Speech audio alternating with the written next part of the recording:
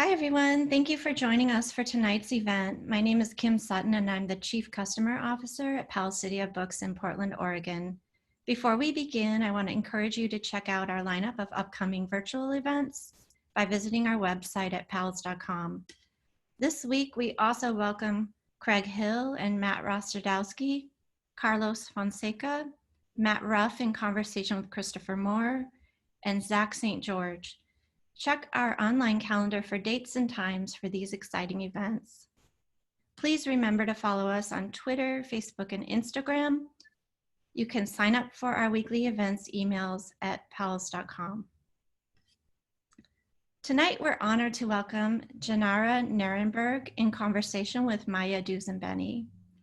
This evening's event will include a Q&A, so if you'd like to ask a question, there is a Q&A button at the bottom of your screen. If someone has typed a question that you'd also like to hear the answer to, you can upvote the question by clicking on the thumbs up. You can support Jenara Nerenberg and Powell's by purchasing a copy of Divergent Mind, Thriving in a World That Wasn't Designed for You. A link to buy the book was included in your registration email and will also be shared in the chat a few times this evening. Jenara Nerenberg lectures widely on neuroscience, innovation, sensitivity, leadership, and diversity.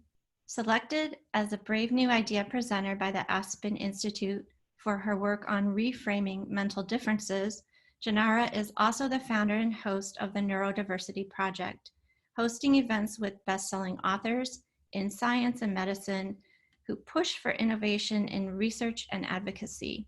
She holds degrees from Harvard School of Public Health and UC Berkeley.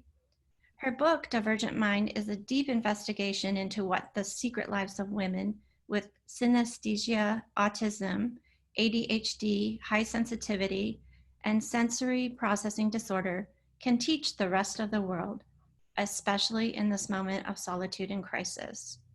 She set out to uncover her own mysterious symptoms, weaving in historical insight and uncovering the future of cognitive diversity in medicine, science, the corporate world, Hollywood, design, tech, and other fields.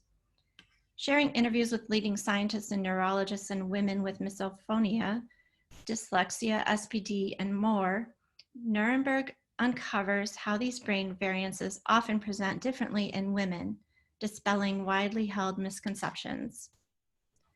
This evening, Jenara Nerenberg is joined by Maya Dusenbery, a journalist, editor, and author of the book, Doing Harm, The Truth About How Bad Medicine and Lazy Science Leave Women Dismissed, Misdiagnosed, and Sick, which the New York Times Book Review called well-researched and wonderfully translucent. A Minnesota native, she is currently based in Portland, Oregon. Jenara and Maya, thank you for joining us. Thank you for having us. So much for having us. Wonderful. Well, thanks everyone for being here. I will kick it off. So Jenara and I connected a couple years ago, actually, when I was first publishing my book, which is about gender bias in medicine more broadly.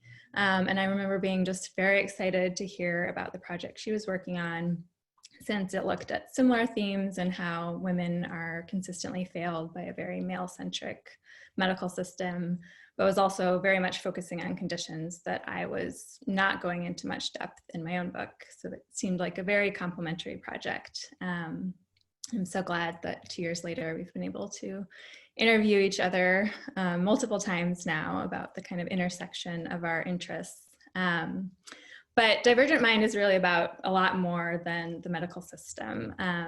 It really talks about neurodivergent women's experiences navigating a whole society that isn't designed with their brain makeups in mind. And I think it really does have very important lessons for all of us neurodivergent and neurotypical people, and shows the many ways that we'd all benefit from creating a culture that is more supportive and celebrates a vast diversity of minds. So to start, I just wanted to talk about the kind of conception of this book. You know, it's not a memoir, but you like me, your own personal experience kind of got you going down this path. But the ultimate result is, very chock full of research and interviews with other women. But that kind of personal story is certainly there and definitely the motivating factor for it. So can you tell us a little bit about that personal story that got us here? Yes, totally. Thank you, Maya. Thank you for such a sweet introduction. And thank you to the whole Powell's team. This is really exciting. I'm really glad that so many of you are here watching. Yeah, so this book definitely sort of started with the intersection of my own personal journey, as well as all this research that I was coming across as a journalist. So yeah, Maya and I have chatted before, but I usually start by sharing that I was a very sensitive kid and was never labeled with anything. I was never diagnosed with anything. I grew up in the heart of San Francisco in a very open-minded family and community and school. And so that really formed a lot of my ethos and my perspective in the world. But, in my teen years, I struggled a little bit with depression and anxiety. And then I did, very well, in college academically. And then it was really launching beyond college and starting the world of work. And I started to have a difficult time reconciling the fact that I seemed very capable in certain areas of my life. Like I said, academically, especially, but it was so difficult to navigate what we're told are these basics of adulthood, switching between the cleaning and the laundry and the dishes and creating a schedule and things like that. So it was that confusion is what kind of prompted this work, trying to reconcile these different sides to me.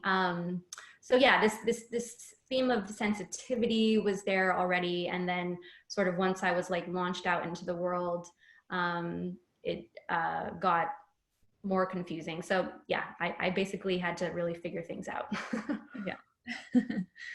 And you talk in the book about how you kind of figured things out mostly through your own research, just kind of seeing things online, popping up in your Facebook feed, and then at a certain point, sort of more deliberately diving into all of this research. But you also talk about how this is not an uncommon experience for a lot of women who have many different kind of neurodivergent conditions. So let's talk a little bit about the role of gender here, which I think is very much at the intersection of our interests. In some ways, your book was very familiar to me as somebody who's written about other conditions that are often missed in women for similar reasons. There's a lot of conditions that are sort of stereotyped as men's diseases, or and that stereotype often comes from understandable kind of just understanding that they do disproportionately affect men, but somehow leads to this myth that somehow women couldn't possibly have something like heart disease or cluster headaches that are seen as men's diseases.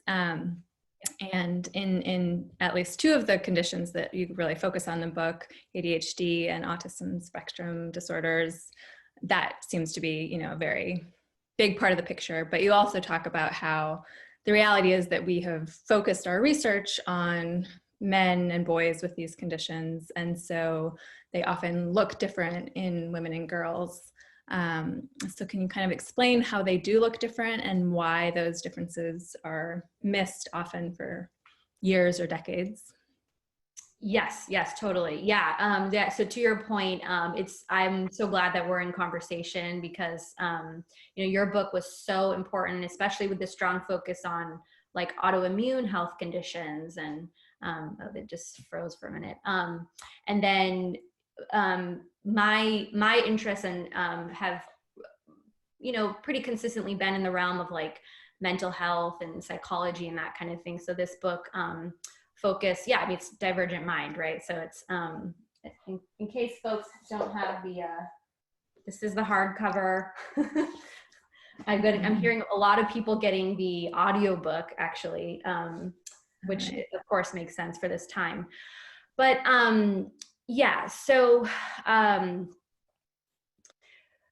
medicine in general, we know, has had a huge gender bias issue and a racial bias issue and multiple bias issues for hundreds and hundreds of years. You know, and the book chronicles especially the evolution of psychiatry and sort of what especially the American mental health system has inherited in terms of what you know, primarily white men started developing in Europe and how those ideas transferred over to the US psychiatric system.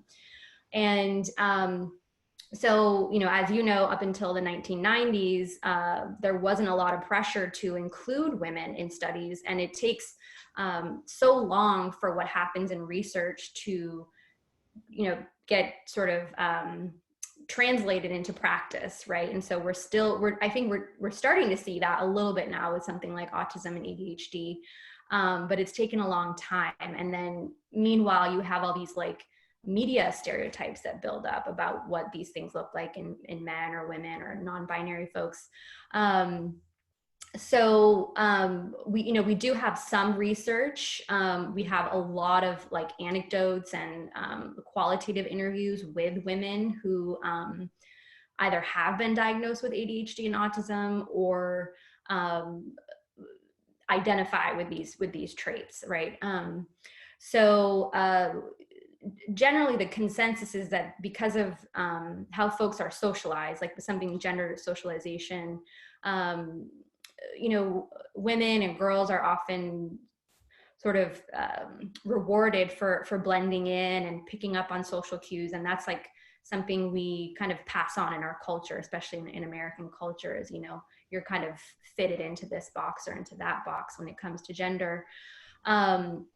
So, you know, with something like ADHD, some studies are showing that girls might be a little bit more likely to have the like inattentive type of ADHD, where there's kind of like spacing out or mind wandering, like in a classroom, when a young girl might be just really deeply in her imagination or something. And so that's very different from what we think of as a stereotype, right? Which is like a young fidgety boy who's just like bouncing around a classroom.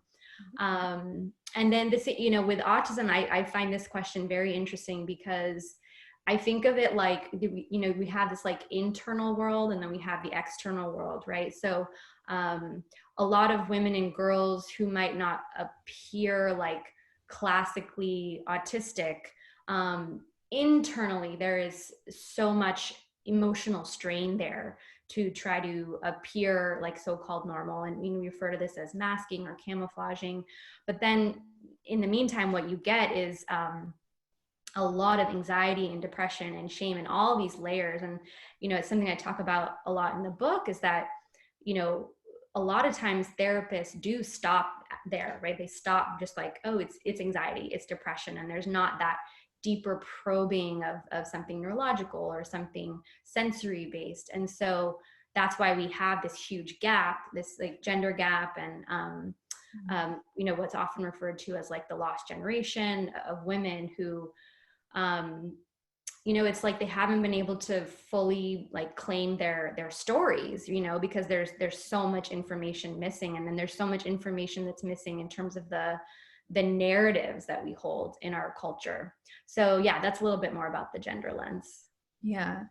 Yeah. And I think one of the things that it was really useful in the book is your story and other stories that you include really make clear what the cost of that sort of masking is. Because I think I can imagine somebody kind of thinking like, oh, well, if women are like better able to mask, like it must mean that like there's not a huge problem. Like if they can kind of function in the world in a normal way, like it's not so bad or something. And I think you really make clear that like the difference is kind of being expressed in these other ways, in depression and shame and anxiety. So yeah, you can't kind of just tell by looking necessarily what somebody is kind of internally battling to show up in this way in the world. Absolutely. Yeah. And I really encourage, like, we have so many people signed up for this event tonight. I think, like, if you're one of these people who just constantly heard, oh, it's anxiety, oh, it's depression, but like that's never really felt like right, or it's never really made total sense. Like I would, use this as like an opportunity, as like a jumping off point to like probe deeper. And I mean, you can start with Divergent Mind, or like there's lots of other books, and there's so much research happening now.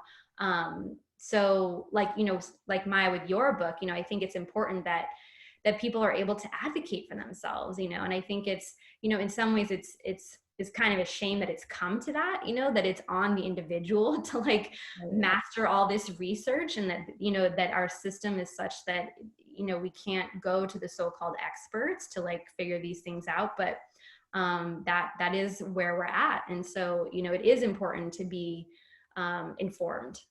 Right.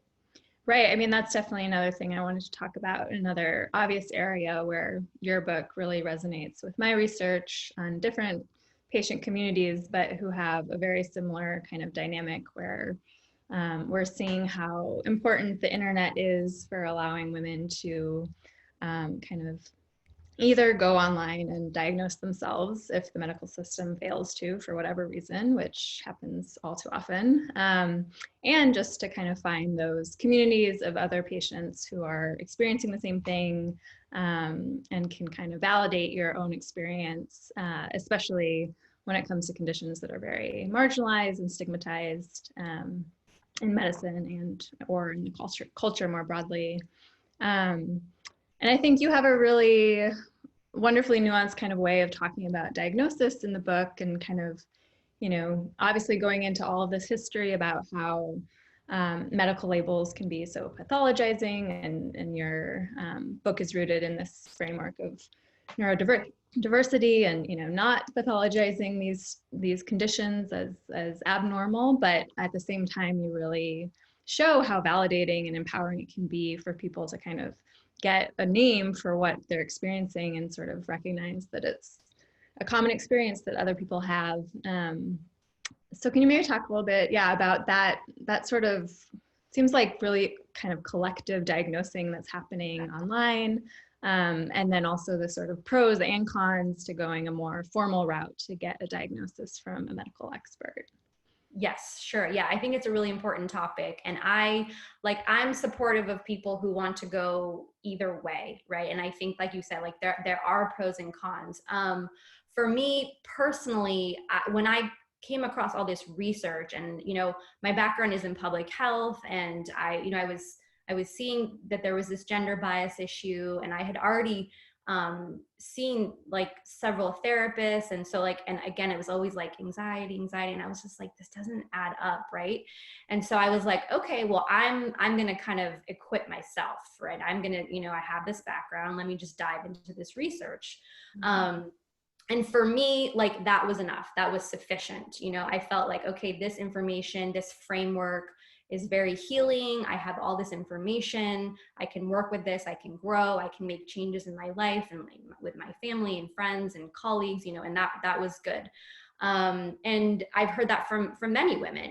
Many women don't feel the need to go that formal diagnosis route because of these kinds of stories. And there, in fact, can be a lot of trauma actually for people who are walking into an expert's office, and they're repeatedly, told that it's one thing or another, and it doesn't add up. And, in the book, I profile women with these stories who go see a psychiatrist, and they just break down crying because the psychiatrist won't actually know anything about it. And so it's like, who are all these women supposed to turn to, right?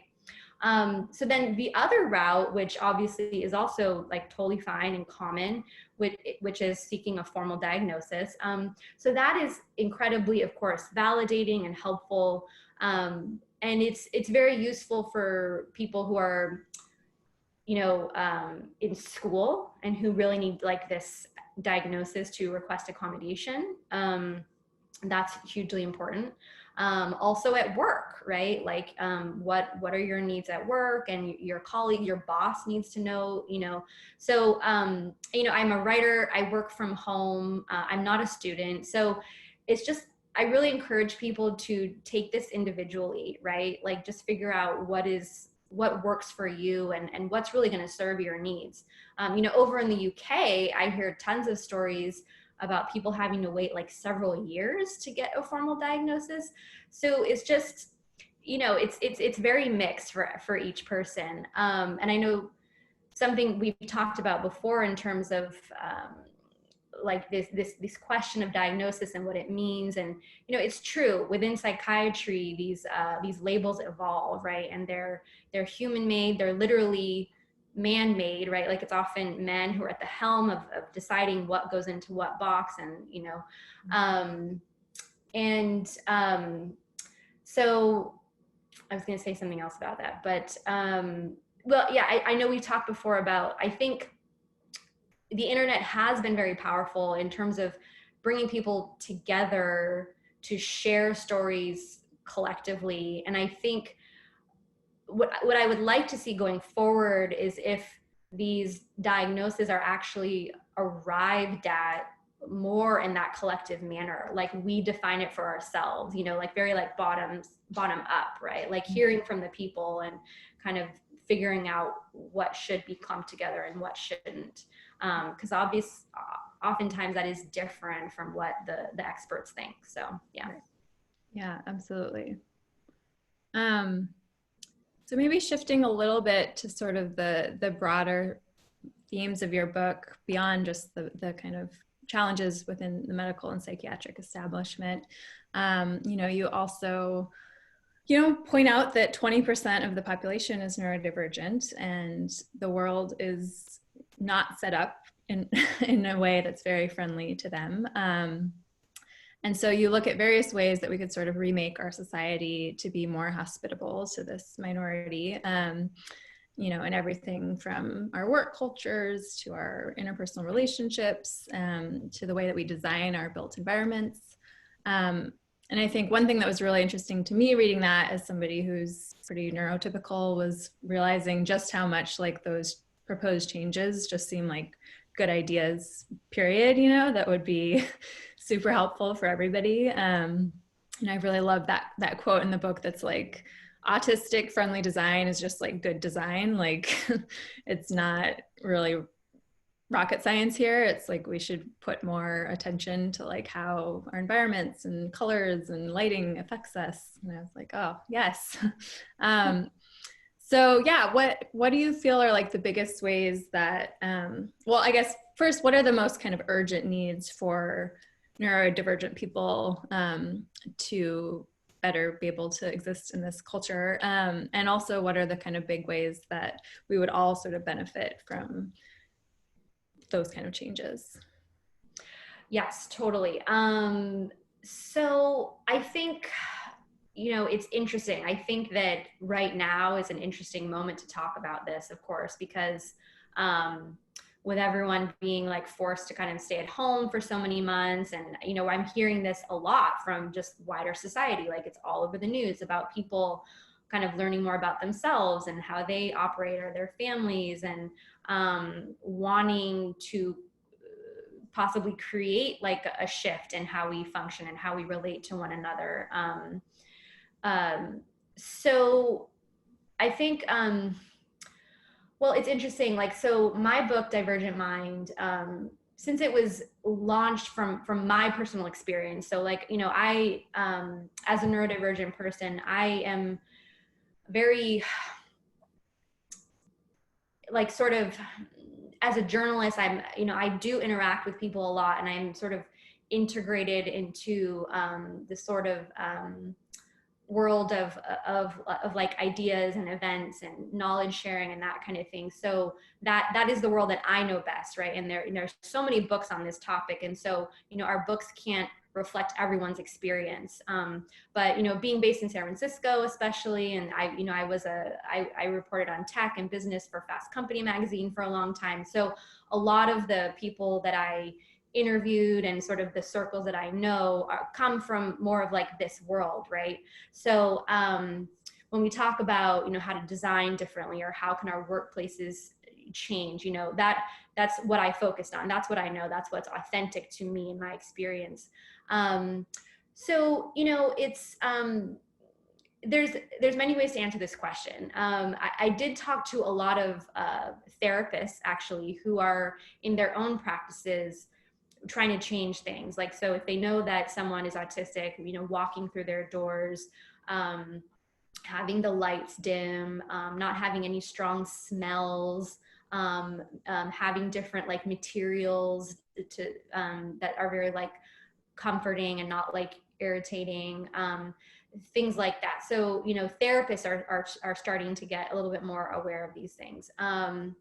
I interviewed a woman who's very senior at the company Adobe, which is a tech company here in San Francisco, and she was very open with her bosses about having ADHD and being dyslexic, and she comes from like the design world, and so they just really gave her a lot of freedom, actually, like freedom to be like innovative and to kind of run with her ideas. And she just said like that was such a blessing for her, to not have to like worry about doing things in a certain way. And because I think a lot of our institutions, especially in American culture, are so bureaucratic and they're so based on like linear ways of thinking, and it's very hard for many of us to kind of squeeze ourselves into that. So that's like another example. Of course, I interviewed another woman who, she's a professor at MIT, where she feels very at home, because she feels like almost everyone around her is like neurodivergent in some way. This is what she feels. I talked to an architect who was commissioned to design like a space for autistic folks, and it was a huge learning experience for him. And he what he found was that very like open spaces were quite difficult for autistic clients, and then there was a strong preference for these like kind of smaller, cozier, like well-contained spaces. And then to what you were saying about autistic friendly design is like sort of like better design in general. And it's true. It's like, why don't we put more attention into how our everyday environments like make us feel, right? Like beyond function and utility. But I mean, we have this huge opportunity when we think about color and lighting and like integrating nature and all these things that we know is really good for our mental health and our well-being. That is better for everyone. So in the book I get into all these different examples, and I would say also that other countries are probably a lot better at some of this stuff than we are. I lived in Asia for 6 years as a reporter, and so I spent time all over the region in different countries, and I think there is much more attention to like that interplay and that dynamic between the individual and how a place makes them feel. And so we know it can be done. Great. Let's see. I think I'm going to start looking at the questions we have from the audience, but before we get to any of those, wanted to give you a chance to talk a little bit about the new project that you just launched recently after your book came out, which is the Interracial Project. And can you talk about that and how it fits into sort of what you've been thinking about for years? Yeah, thank you. Thanks for asking about that. So I've been writing about this a bit in my articles and essays, but I grew up in San Francisco. I grew up in a mixed race family and a mixed race neighborhood and school, and a lot of my own sort of perspectives on what was so-called normal was really shaped by my childhood in San Francisco, both thinking in terms of neurodiversity, but also racial diversity and the work towards racial justice. And so my own family is interracial, and we're raising our biracial kid. And so we, during this quarantine period, I was reflecting on this before the recent like amazing sort of uprising. I was thinking like, we don't talk about this narrative much of like, people from different racial and ethnic backgrounds coming together in those like intimate moments that we share, and doesn't get portrayed much in the media.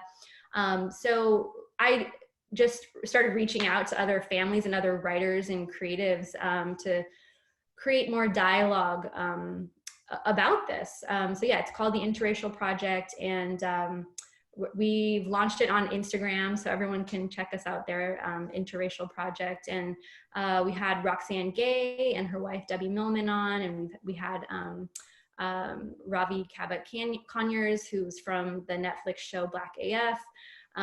This week we have Lisa Congdon. So we've had like so many amazing people. We just had Kamal Sinclair from Sundance and the Guild of Future Architects. But yeah, the idea is to, you know, really like unpack these narratives of like interracial family and friendship. And for me, like, yes, there is kind of a parallel in some way with the neurodiversity work. I mean, it's really about, again, drawing out those nuances, you know, and looking at these sort of in between spaces that don't get enough attention, especially in the media. And that's been a strong interest of mine when looking at neurodiversity. And even in the book, you know, I say, like, you know, I'm not a therapist, I'm not like a corporate consultant, but as a journalist, you know, I think a ton about language and framing and words and the power of words. So the Interracial Project has just been another really interesting opportunity to examine the narratives that we hold around interracial family and friendship. And this was underway before the recent uprising. So of course it's been, you know, a really important time to have these conversations. Mm-hmm. Cool, that's great. I'll check it out. Okay, so a few questions from the audience are about some of the particular conditions you talk about in the book. So yeah, let's maybe get into a few of those, but first, maybe can you give a kind of overview? You know, we've touched on ADHD and autism, which I think are the ones that most people are more familiar with compared to the other three that you talk about, which are probably maybe new to some people. So maybe, yeah, give a quick overview about how, what they are, and also sort of why you chose those three. And then, yeah, a couple interesting questions about kind of specifics on them. Yeah, so again, this is the book. So I chose to look at actually 5 traits. So autism and ADHD are 2. And then the other 3 are, so this kind of umbrella trait of high sensitivity, or what's referred to as HSP, is this, it's described more as a personality trait. It's like general sensitivity. It's a term coined by Elaine Aron. She's written a lot on this topic. So high sensitivity is like sensitivity to light and sound and like feelings, and like not being able to really like rush and needing to take time. And, you know, it's often talked about with writers and artists and even entrepreneurs, like people who kind of just need to do things a little differently because they're strongly affected by things. And it's been well studied in the psychology research and also in neurological research. So that's high sensitivity. And then I look at synesthesia, which is just a fascinating trait. You know, we know a lot about it in terms of senses getting crossed, like people hearing sounds with colors, or when they see certain numbers, a certain color always appears alongside it. But I focused on the trait, the trait of what's called mirror touch synesthesia. And this is really fascinating because it's, mirror touch is when you actually perceive what someone else is going through or experiencing as your own. So obviously that's fascinating. And you know, one of the reasons for writing this book was really, I know so many women walking around in the world who do have these experiences of being really strongly affected by things, and, you know, being told certain things by doctors or therapists. And I wanted to give like a scientific sort of basis for a lot of these things so that women would feel empowered with information and could have, so that we could put some more scientific language to it. So yeah, so, you know, a lot of people with this trait describe just being very affected by other people's feelings and emotions, but even physically as well, like perceiving like a touch to the hand as their own.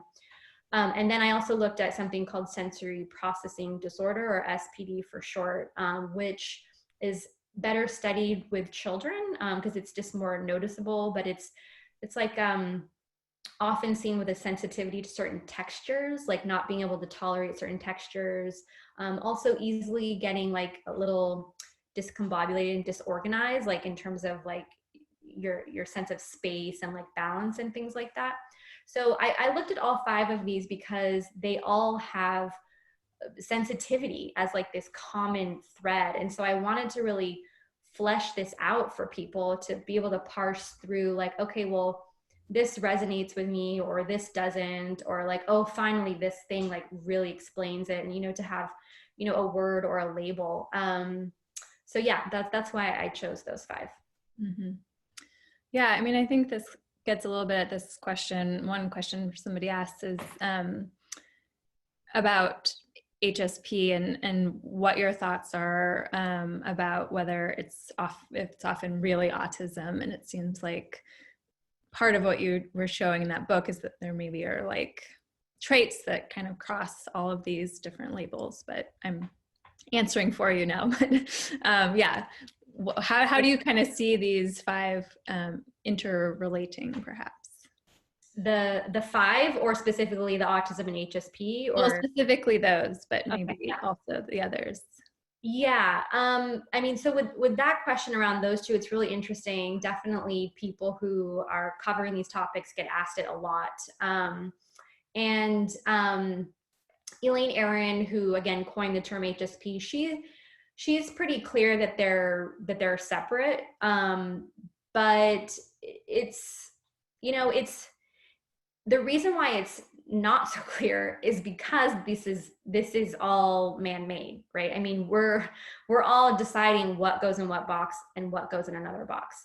So that's what I would like people to know about this, and to actually feel empowered by knowing that. So I think it's important to kind of be able to figure it out for yourself in a way, you know, like one thing that's powerful is to listen to the stories of people who do identify with, you know, that certain label, and say like yes, like I relate to that, and that does capture my experience. And so, you know, for some people that might be their way in and be like, okay, yes, that's the thing, right? It's a way to differentiate. You know, I don't know if a doctor or a therapist can really tell you. There are certainly a lot of things that overlap with HSP and autism, and obviously because also there's a huge spectrum, right? So, yeah, so that's why I encourage people to kind of try, if they can, to figure it out for themselves. And of course, it depends on your needs, and some people really need a certain diagnosis for other reasons. So yeah, and then in terms of all these traits in general, like I was saying before, like they all do really share sensitivity in common. And so I think it's important for people to have more of a language of these different things, because again, often a therapist is just going to keep telling you that you have anxiety, and that doesn't really give you much to work with. And so I hear over and over and over again from people who are reading this book or coming across this information in other ways, and it's just like they're just having like these huge aha moments. And so that's exciting and that's powerful, and it's very empowering. Mm-hmm. That's a good segue to this question, which I also often get in my own readings. Do you have any practical advice, both for self-care and for navigating the medical system more effectively? Specifically when you're encountering medical professionals who are not taking you seriously, and that's obviously affecting your emotional, physical, and mental health. Yeah, it's a really good question. Yeah, so, you know, in the book, I do talk about that I'm not a therapist. You know, I do know a lot about the psychology world because I'm a journalist covering the psychology world, and I have a background in public health, which is a little bit more like macro thinking in terms of like systems and social determinants of health and that kind of thing, disparities. But with self-care, I think sometimes it's, you know, a lot of what you hear already, like taking walks is great, spending time in nature is great. One thing I did find really helpful was seeing an occupational therapist. You know, I saw one just a couple of times to kind of learn the basics of what it was. And it's very helpful because they help you by trying like different exercises. Like you can kind of get a sense of what your own body might be needing in a given moment, just to like help feel more relaxed or something. So that's something that doesn't get talked about a lot that I do recommend. And that's very different from going to see like a talk therapist or a physician in a hospital. An occupational therapist is someone who often just has like a small studio, and it's very personal, and they're used to working with kids more than adults. And then in terms of navigating the medical system, I mean, I think everyone's story is so different, right? So I think what I heard from a lot of the researchers and practitioners was that people are often spending years in like the psychiatric system being told that they have anxiety or depression or sometimes bipolar. And so it sometimes can take years to like trial and error in a way. And so once you finally arrive at this more like sensory based information, it starts to make a lot of sense for people. So I think it depends on, you know, the person who asked the question, like what their own journey has been. But I think my message that I've kind of been trying to share and that I share in the book is that it's important to have this information. So definitely try to read up on it. You might have to educate your practitioner a little bit. And, you know, we can't always expect them to know all this stuff. And they should, but it's just not set up that way. So if you have the flexibility to try different physicians or different therapists, or to even, you know, bring the book like to your visit or to your session. And, you know, I just heard from someone this week where her therapist told her to read the book, and she was just like so happy and so thrilled. And I was really thrilled to hear that therapists now are getting this information and they can implement it. So yeah, I think it just depends on your situation and how much, you know, just getting this info on your own is going to help, or if you need additional input from like a team of practitioners, it's going to be different for every person.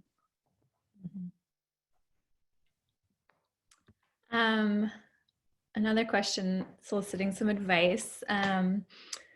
This attendee has realized that I'm on the autism spectrum. I also have ADHD. I feel like I need to wear a shirt letting everyone know this about me, so that I feel okay being myself authentically.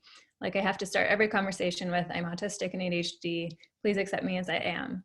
Do you have any advice on letting go of the mask, accepting my neurodiversities, and how to feel confident being my unique self?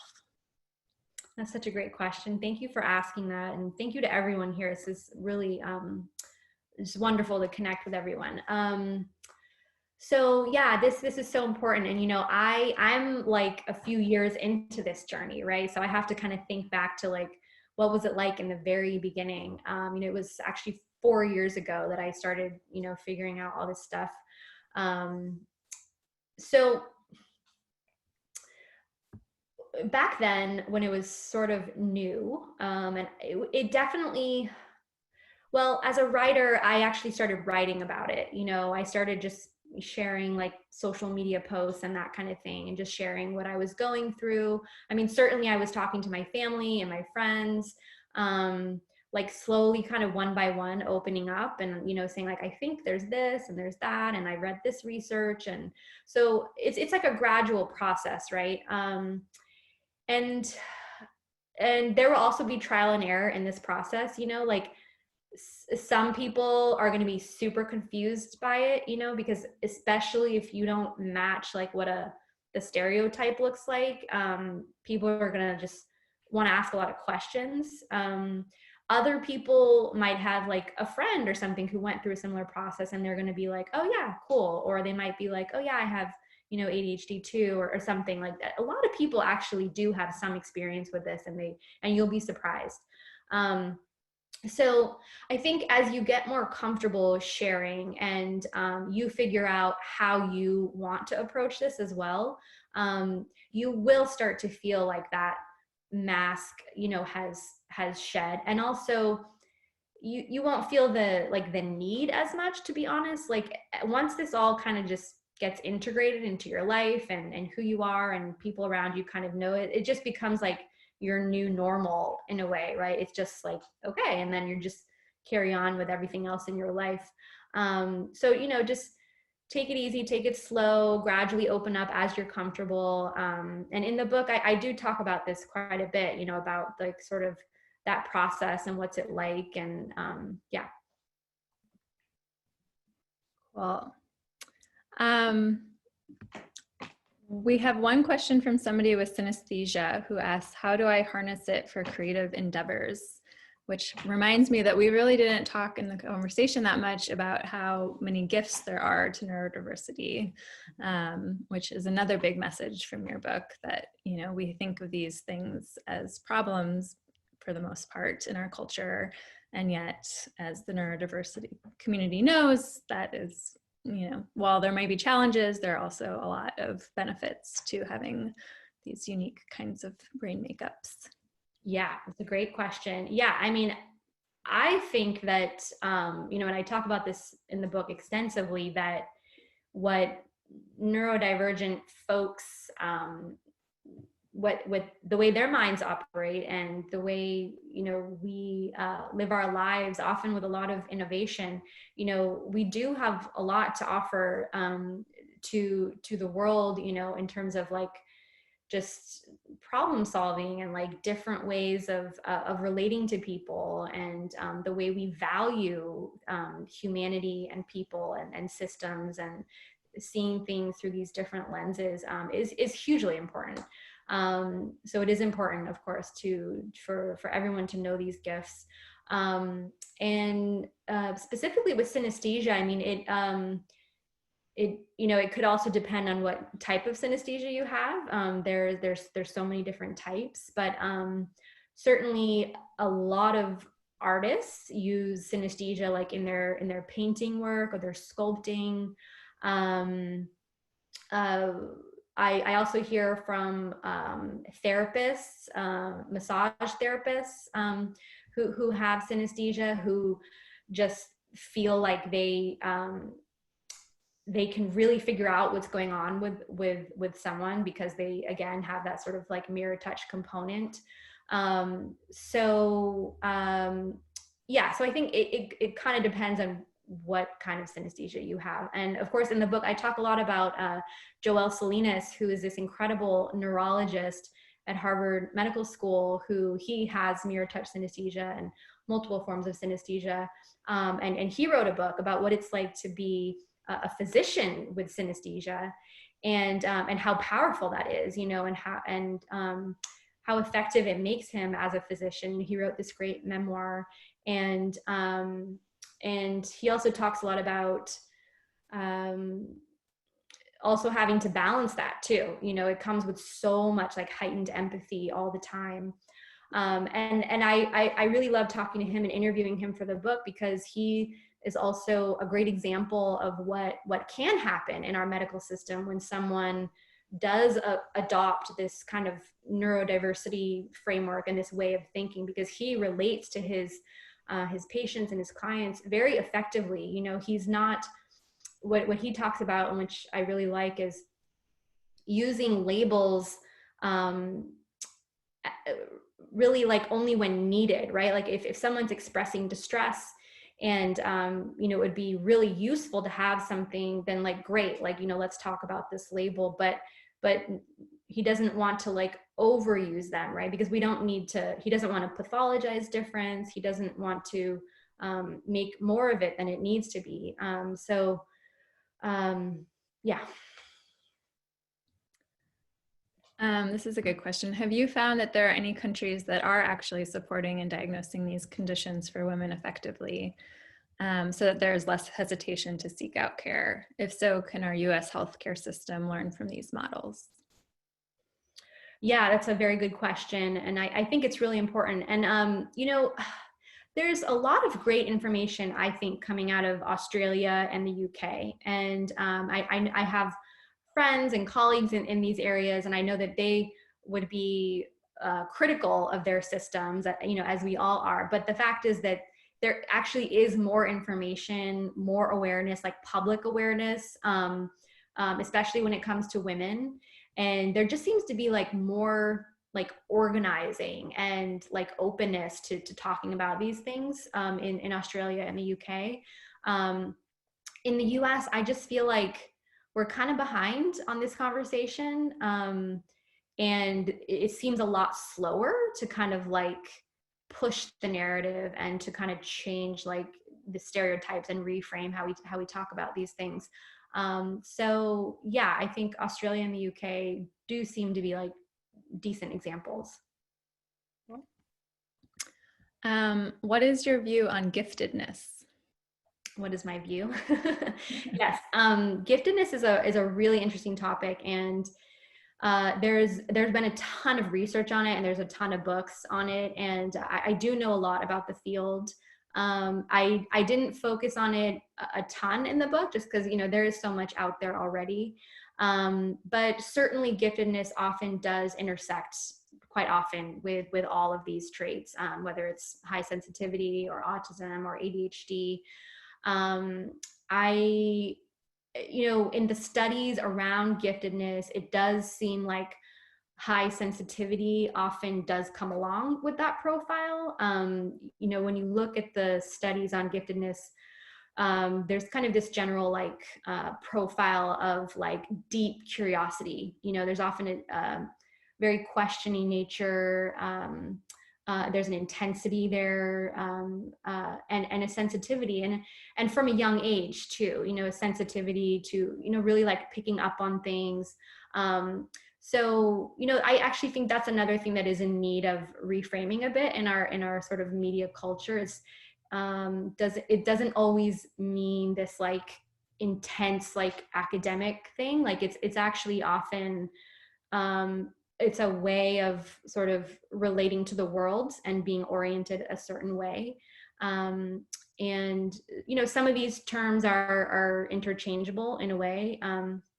Thomas Boyce published an incredible book last year called The Orchid and the Dandelion. And, you know, those are the terms that he uses when he talks about sort of this 20% of the population that seems to have like really heightened sensitivity and that will do exceptionally well in the world when really nurtured.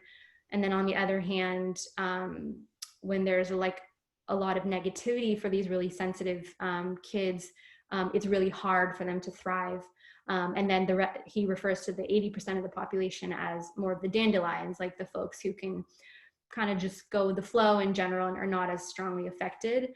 So yeah, I think a lot of us kind of talk about these related ideas with different words and different angles. But sure, there's like a lot of weaving there. So it's a really good question. I think we have time for one more question. Do you have any specific guidance for those of us who are sensitive / Asperger's-ish on how to manage the current times as far as not ruminating on worries or how to just manage? Which I think lots of people can relate to that question. Yeah, that's such a good question. And again, I mean, it's going to be so different for every person. Like everyone is in such a different circumstance, you know, whether you are you living alone, are you living with family, do you have kids, are you, you know, juggling parenting and homeschooling, is your work asking you to come in or not, or do you already work from home and so there's maybe not much change, you know. And then of course this also largely depends on you know, class and racial and ethnic background, and you know, so I'm, you know, I don't know what the question is in reference to precisely. Like there's so much that we're juggling right now with, you know, the incredible Black Lives Matter movement and then the very challenging pandemic situation. So I think, you know, across the board, it's going to be important to connect, you know, in whatever way makes sense, whether it's you FaceTiming with a friend or doing a walk with a friend, 6 feet apart, with masks. Whatever is nurturing and soothing and connecting for you as an individual is going to be really important. I know for myself, like taking walks regularly is very important. I really like to be in the sun when I can. I like to be near the water. I do FaceTime. Our family, we go on bike rides. So it's going to be different for every person, and it's a great time to read too. If you do have that time and to allow that in your schedule. I'm hearing from a lot of people who are reading Divergent Mind, and it's helping them navigate this period. So yeah, so I definitely have so much compassion, and I feel so much for everyone for what we're all going through collectively, and it's also a really, really important time for us to join together in whatever ways we can. I think it's extremely important for all of our various movements to support each other and get aligned. So yeah, thank you for the question. Well, thank you everyone for all your questions. I'm sorry we haven't gotten to all of them. They're all very good. Thank you, Jenara. I hope everybody will pick up Divergent Mind, which is an excellent read, and hopefully buy it from Powell's, which is an excellent bookstore. Yes, thank you, Maya. Thank you so much for facilitating this. And if folks have more questions, my website is divergentlit.com, and I am on Instagram a lot more these days. It's been a fun way to connect. I prefer Instagram over like Twitter and some of the other places. So I'm there at Neurodiversity Project or Interracial Project. And so I'd love to hear from you all. Thank you so much, Jenara and Maya, and thank you to all of the folks in our audience who joined us this evening. It was just an amazing conversation. I'm looking forward to reading your book, and you are welcome to go to pals.com and pick up a copy of Divergent Mind. We also talked about a lot of other great options for reading during the conversation, and it listed those books in the chat. We look forward to seeing you all at an upcoming PALS event. And thank you all. Have a good night. Bye. Thank you. Good night.